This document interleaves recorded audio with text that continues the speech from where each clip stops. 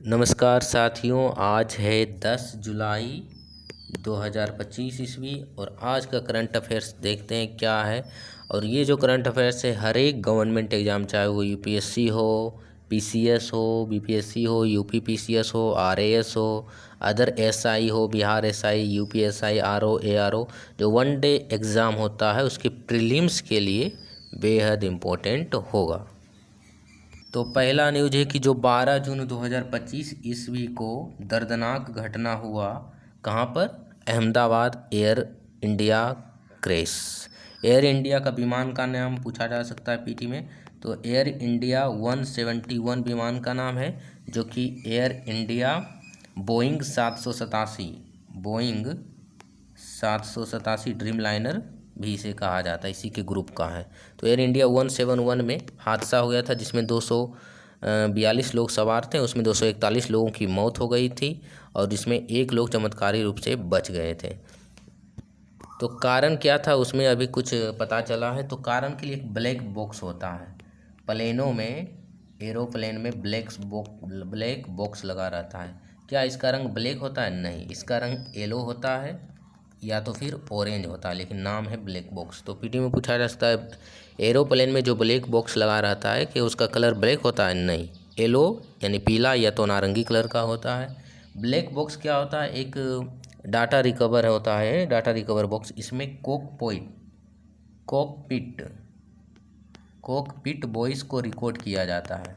Black box में cockpit voice यानी कि पायलट क्या बोल रहे हैं और साउंड वगैरह क्या कैप्चर हो रहा है विमान में, उसको कैप्चर किया जाता है। और दूसरा इसमें रहता है फ्लाइट का जो डाटा है उसको रिकॉर्ड किया जाता है, डेटा को। फ्लाइट का डेटा यानी कि वहाँ का फ्लाइट कितना स्पीड से चल रहा है, कितना ऊंचाई पर चल रहा है, कितना टेम्परेचर वगैरह सभी को रिकॉर्ड करता है।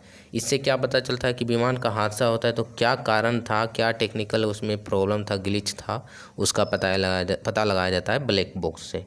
तो अभी ब्लैक बॉक्स के जहाँ तक अध्ययन हुआ है, रिसर्च हुआ है उस पर, तो इसमें पता चला है कि फ्यूल कंट्रोल स्विच हो सकता है इस विमान का हादसा का कारण। फ्यूल कंट्रोल स्विच जिसके कारण फ्यूल को ऑन किया जाता है, ऑफ़ किया जाता है। हो सकता है फ्यूल कंट्रोल स्विच ऑफ हो गया होगा किसी कारणवश, इसलिए वो एयर इंडिया में मतलब आगे नहीं उड़ पाई और गिर गई वो। तो इसमें फ्यूल कंट्रोल स्विच में बताया जा रहा है। अगला एक और घटना हुआ गुजरात के बडोदरा में जैसे इस प्रकार का पुल होता है नदी पर, तो इस पुल के एक भाग नीचे ढहकर गिर गया। बडोदरा के महिसागर नदी पर बने पुल का एक हिस्सा ढहने से लगभग 7 जो गाड़ी थे चौपहिया वाहन वो गिर गए 100 फीट नीचे नदी में, जिससे बहुत सारे लोगों, लगभग 13 लोगों की मौत हो गई। यानी कि इंडिया में जो मौत होती है उसका परवाह ही नहीं किया जाता सही ढंग से।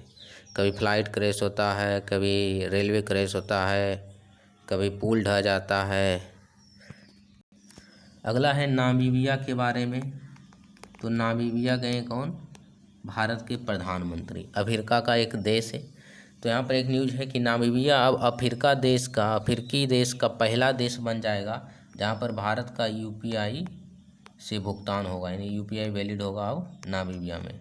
आपको कमेंट करके बताना कि भारत का जो यूपीआई है एट प्रेजेंट कितने देशों में वैलिड है। और नामीबिया के प्रधानमंत्री के द्वारा, वहाँ के सरकार के द्वारा नामीबिया का जो सर्वोच्च नागरिक सम्मान होता है जिसका नाम है order of the most ancient बेलविचिया।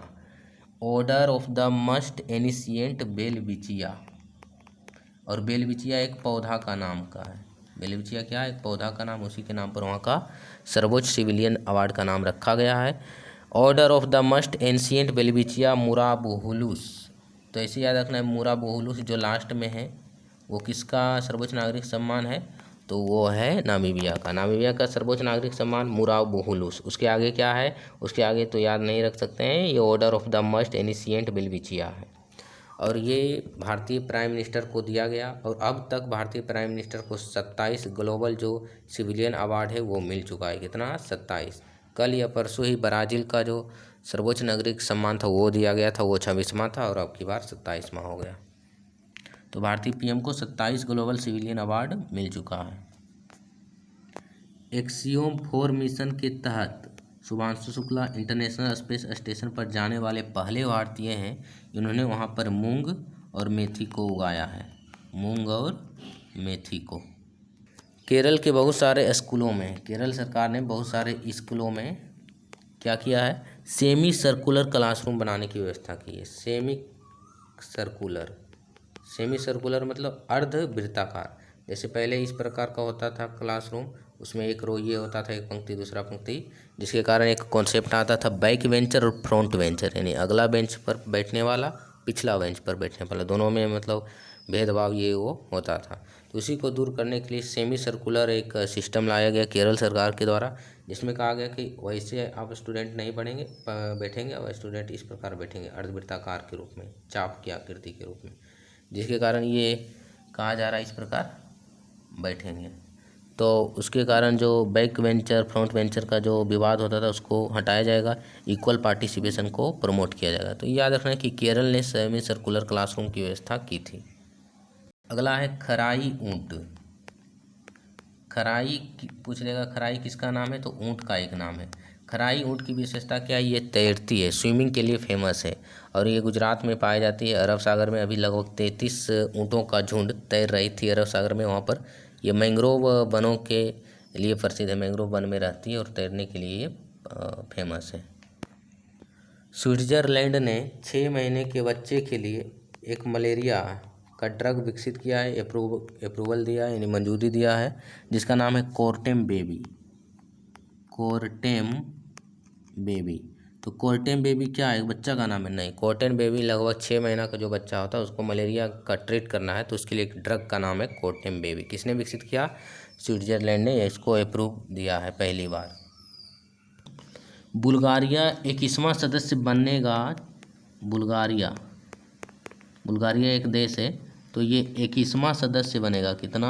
21th या 21st मेंबर किसका? यूरोजोन का। यूरोजोन किसको बोलते हैं? यूरोजोन वैसे देशों का ग्रुप है जहाँ पर यूरो ऑफिशियल करेंसी है, यानी कि वहाँ का राष्ट्रीय मुद्रा का नाम है यूरो बेसिकली यूरोपीय यूनियन के जितने भी मेंबर हैं, यूरोप वगैरह का देश, वहाँ पर ये यूरो चलता है। इस प्रकार इसका सिंबल होता है, जैसे इंडिया में रुपया चलता है, रूपी। तो बुल्गारिया 21वां मेंबर बना है यूरोजोन। यूरोजोन क्या है? वैसे देशों का ग्रुप है जहाँ का ऑफिशियल मुद्रा यूरो है। तो बुल्गारिया में भी अब 1 जनवरी 2026 से वहाँ पर राष्ट्रीय ऑफिशियल करेंसी यूरो बन जाएगा। अगला पीटी फैक्ट है जो कि काफ़ी महत्वपूर्ण है, पन्ना टाइगर रिजर्व।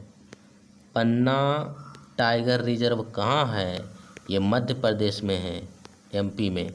और भारत के मध्य प्रदेश राज्य में ही सबसे अधिक टाइगर रिजर्व बाघ आरक्षित क्षेत्र हैं। पूछा जाए कि 8% भारत में कितने टाइगर रिजर्व हैं, तो 58 टाइगर रिजर्व हैं। 58वां टाइगर रिजर्व का नाम है माधव नेशनल पार्क, जो कि मध्य प्रदेश में है। इसका जिला का नाम आपको कमेंट करके बताना है कि मध्य प्रदेश की किस जिला में है माधव नेशनल पार्क। 57वां टाइगर रिजर्व का नाम है रातापानी टाइगर रिजर्व, ये भी मध्य प्रदेश में है। 56वां टाइगर रिजर्व का नाम है गुरु घासीदास टाइगर रिजर्व, ये मध्य प्रदेश में नहीं है, ये छत्तीसगढ़ में है। गुरु घासीदास कहाँ है? छत्तीसगढ़ में। तो पन्ना टाइगर रिजर्व न्यूज में क्यों है? क्योंकि यहाँ पर एक बत्साला नाम का हाथी था। क्या था? हाथी, एलिफेंट। तो बत्साला किसका नाम है? हाथी का। ये सबसे माना जाता है एशिया का सबसे लंबी उम्र का हाथी था, जिसका मौत हो गया। लगभग 100+ आयु था इनका, बत्साला हाथी का, तो इसका निधन हो गया है। एशिया का सबसे पुराना हाथी था ये, सबसे अधिक उम्र का। कहाँ पर इसकी मौत हुई है? तो पन्ना टाइगर रिजर्व में, जो कि मध्य प्रदेश में है। अगला है वीरा सी रूबिन वेधशाला। वीरा सी रूबिन ऑब्जर्वेटरी, ये किस देश में है? चिली देश पर है। और ये समुंदर के स्तर से, यानी समुंदर से लगभग 8684 फीट पर एक पर्वत पर स्थित है। उस पर्वत का नाम है केरो पचोन माउंटेन है, जो कि चिली देश में है। कहाँ पर? चिली पर। पूछा जाए कि वेरा सी रूबिन वेधशाला किस देश में है? चिली में एक पर्वत पर है, केरो पचोन पर्वत। इसका काम है पृथ्वी का निगरानी करना, पृथ्वी के करीब कोई क्षुद्र ग्रह आ रहा है तो उसका पता लगाना, डार्क मैटर का अध्ययन वगैरह करना। और इसमें एक कैमरा लगा हुआ है आकाशीय पिंड को देखने के लिए, निगरानी करने के लिए। 3200 मेगापिक्सल, कितना, 3200 मेगापिक्सल का कैमरा लगा है, जो कि सबसे बड़ा डिजिटल कैमरा माना जाता है।